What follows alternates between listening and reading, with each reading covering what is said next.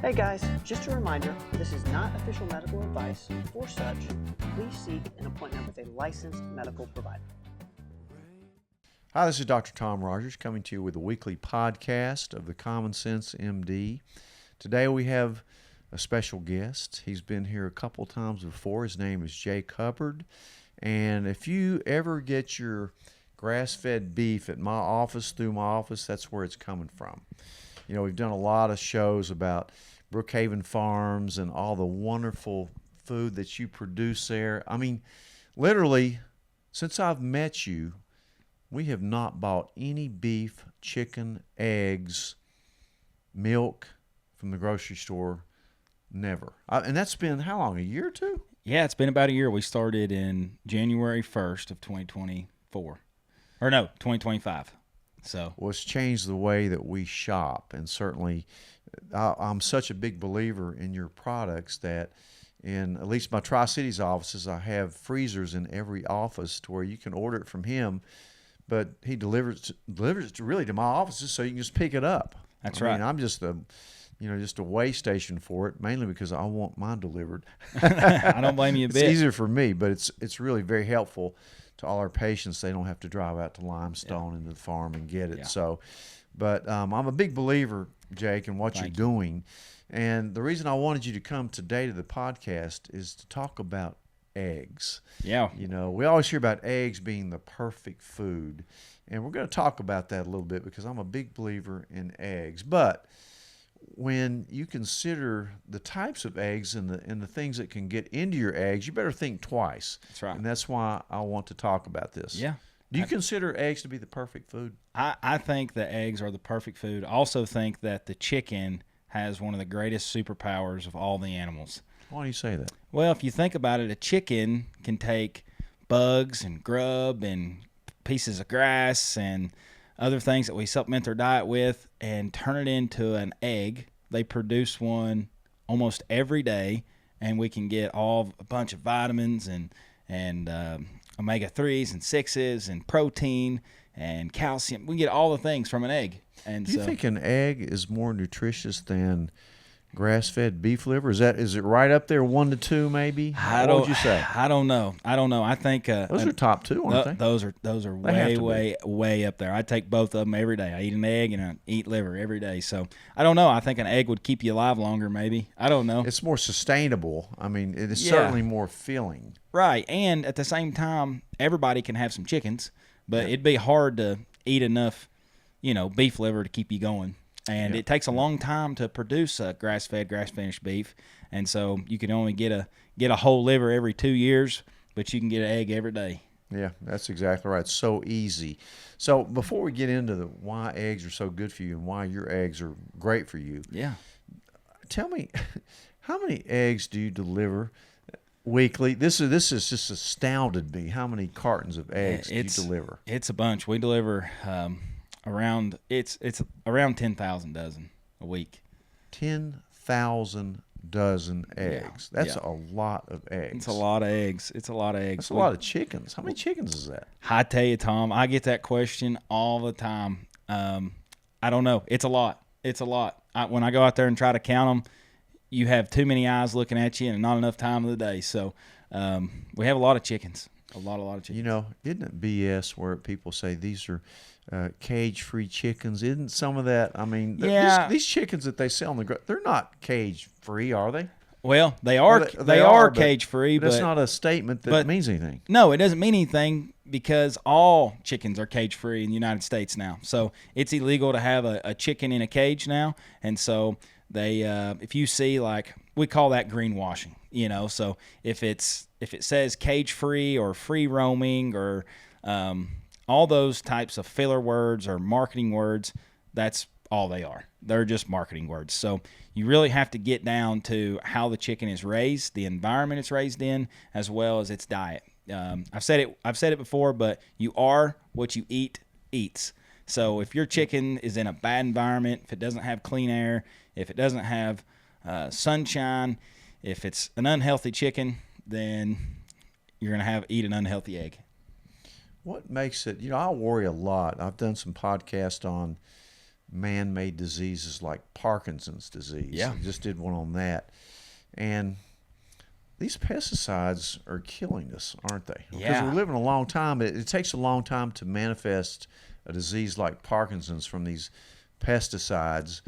But I'm a true believer that these diseases are man-made. They're not hereditary. Absolutely. And as you were saying earlier, glyphosate is a big reason for Parkinson's disease. And studies have shown, I think it was out of Cornell University, that there's 400 parts per billion in a conventional egg. And so when you think about that, why would you want to put that inside your body?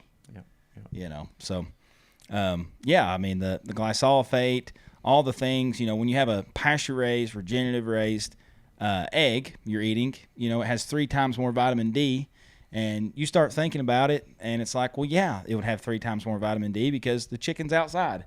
It actually gets natural vitamin D. And so, and you don't have to feed it a bunch of junk because, we move our chickens every day. And so it's getting most of its vitamins, a lot of its sources of protein through natural food. And so you don't have to feed it a bunch of corn and grain and stuff that has that soy glyphosate in it. So I would argue that, those grains raised in their most natural, perfect way are not bad for a chicken. Okay. Because they are able to digest them, they're able to process them, and if it doesn't, it's not been sprayed. So that's what you hear, non-GMO. Like, that's a big thing. I would say a lot of people don't even know what that means. But GMO is a genetically modified organism, and what they're talking about that is they're talking about the seed of the grain. So that seed has been genetically modified to be able to be sprayed with glyphosate or all these different sprays and herbicides and pesticides that these farmers are using, and that grain is still able to grow, but it just kills the weeds. And so, listen, if you're going to spray a chemical, that's where you have to wear a mask and a hazmat suit while you're spraying it, and you're going to spray that on your food, you probably shouldn't be doing it. Agreed 100%. So, yeah, that's kind of my take on pesticides, herbicides, and in all reality, you don't have to use them. Why use them? You told me one time that, because I asked you, you don't use antibiotics with your beef. What keeps infection from going in those cows? And you said grass. That's right. Grass. That's right. If you keep animals on fresh, clean grass, parasites come from the soil. So when you rotationally graze anything and you don't let things get in direct contact with the soil, then they can't come into contact with the parasites. So if, God intended these animals to be outside, they intended them to be moving around. There didn't used to be fences when he created these animals, so they were able to go freely on fresh grass. And at Brookhaven Farms, we just try to mimic their God-given natural abilities and purposes. And so, if they can't get to the bad things, then they don't have bad things. You remember when there was no such thing as walking your dog on a leash or fencing your yard in. When I was a kid, all dogs ran free. That's right. And they were much happier. Yeah. Occasionally one of them would get run over. I've had a few that happened too. But, and they didn't bite people. They were nice. But they ran free. Today, you have to walk your dog, use these collars, shock collars, all this stuff. It's cruel, really. Yeah. Now, I actually took my dog to get it groomed there last week, and she was terrified just to be on a leash. She doesn't know how to walk on a leash, so she's used to just running the farm and doing her thing. I hate walking my dogs. Yeah. I don't know. I'll let them run free. Yeah. I have a big yard, though. Yeah, let them go. But so you told me, that was an aside, that we got off track. Yeah, there. we did a little bit. But I like talking about dogs because I love dogs. Me too. Must love dogs. You have to. You can tell a lot about a person and how an animal likes them, or That's how right. they like animals, I think. That's true. And you're good with animals. I've been on your farm, and we had fun with that little calf. Oh yeah, yeah. It was a lot of fun. But in any event, let me get back to the subject. When you say you move these chickens around, how do you do that? So what we have is like I like to say, you either buy labor or you buy technology. And there's not 5 or 6 Jakes. So I had to buy technology. And so what we have is we have our mobile laying hen chicken tractors. And they are actually kind of bougie. We have some bougie chickens. They're solar powered. They're DC powered. They have automatic lights in them that come on. They have conveyor belt where we roll out the eggs. They have turf nesting boxes, and they have a slatted floor. So when they use the bathroom, it's not on the chickens. It falls through and it gets on the ground out in the pasture. And what we do is each house holds about 650 chickens. And so we'll have 2 houses and one set of nets. And those nets are an acre. They make up an acre around those chicken houses. So you have around 1,200, 1,300 chickens on an acre, per day or every other day. If it's really wet, then sometimes it causes more harm to move them than not. But long story short, we move these chickens every day. Mm-hmm. And they have access to go outside. They have automatic doors that open and close. So 30 minutes after dark, the doors close. 30 minutes after daylight, the doors open, and those chickens scatter all over the pasture all day long. They're, scraping at the ground and eating bugs, and they're running around chasing grasshoppers, and they're grubbing. So they're just living their best life, and they got fresh air and fresh sunshine. And, I like to say, if God intended these chickens to live inside their whole life, he wouldn't have given them a sharp beak and big old talons, so that's exactly right. They use what God gave them, and we just want to put them in an environment to succeed. And so that's what we do. They do all the work. We just try to give them the best fighting chance to do it.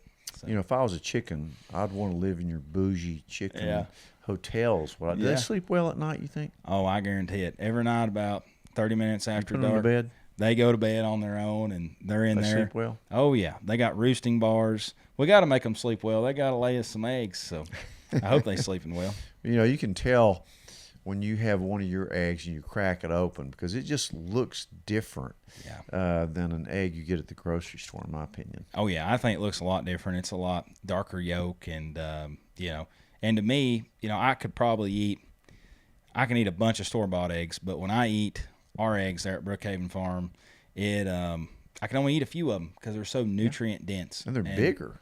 Yeah, they're bigger too. They have more protein, more good fats. That's it. That's exactly right. So, how do you like your eggs? I like mine over medium. What about you? I like mine scrambled light. Yeah. Now, occasionally I'll want one over easy. I have to be in the right mood for it, though. Yeah. Yeah. Well, to me, an egg, I eat an egg about every meal. It's just easy. Just take some beef, crack some eggs in it, take some sausage, mix it in there. Make a scrambler. I'm not a big chef. I do like a scrambler. So I'm more of a scrambler guy. I love lightly scrambled eggs. So when you go to the grocery store and you see this stuff, the other thing I want to emphasize to people is your eggs are less expensive than the ones you see in the grocery, and way better. How do you afford to sell them as inexpensively? So on our farm, cut out the middleman. Yeah, you got to cut out the middleman. So that's the number one thing. There's a broker and everything. And you go to the grocery store, you're not buying that from a farm. I mean, it's just not happening. So you cut out the middleman, and then 2, you try to stabilize your inputs, right? So but that comes down to the core value of trying to always our integrity of our farm. As you guys know, there was a massive egg boom that happened in the last year. And eggs got up to, $15 a dozen, $10 a dozen. Same thing with beef. Beef is, that's a whole other thing. It ain't coming down. But the eggs, it was a massive, massive boom in the egg market industry. And so to us, we had a discussion internally, just always make the right decision for your customers and help your customers if you can. And so our inputs didn't change, and our egg prices didn't change. So we kept our egg prices the same, even when eggs went up 400% or 500%. We kept ours the same because at the end of the day, that's amazing. We care about our consumer and the affordability of it, and we want to provide our clean quality meats and eggs to the working man. That's why you're selling 100,000 dozen every week, which is incredible. Yeah, that's a big operation. Yeah. We have a lot of chickens. Yeah, we're selling a lot of eggs. We sell to a lot of egg breakfast places in Pigeon Forge and Gatlinburg, And so if you're ever down that way, if you eat an egg off exit 407, you're probably eating a Brookhaven egg. Yes, sir. That is impressive. Talking about cutting the middleman out, I don't like the middlemen. No. I cut them out in my practice because I don't take insurance. So I'm not Right. working for an insurance company. Right. Same thing for you. It's just a matter of integrity and bringing a product to your customer. Yeah. In my case, it's patients that want the best, the most time, and Right. it's not like a meal or something. Right, right. And to me, at the same time, if you have one customer, and this is the same for you, if you have one customer and that one customer doesn't like you anymore or something happens, then you're out. And so at Brookhaven Farms, we just try to diversify our efforts, and it makes us a lot more stable. And we can get on a podcast here and talk about things that's true to us, and we can be ourselves, and we don't have to worry about how it's going to affect our one buyer like that broker, like a lot of farms do. So You think the customer's always right? yeah, customer's always right. People tell me all the time, they're like, Jake, you have to, you're your own boss, and you do this, you do that. Well, just like you, every customer's my boss.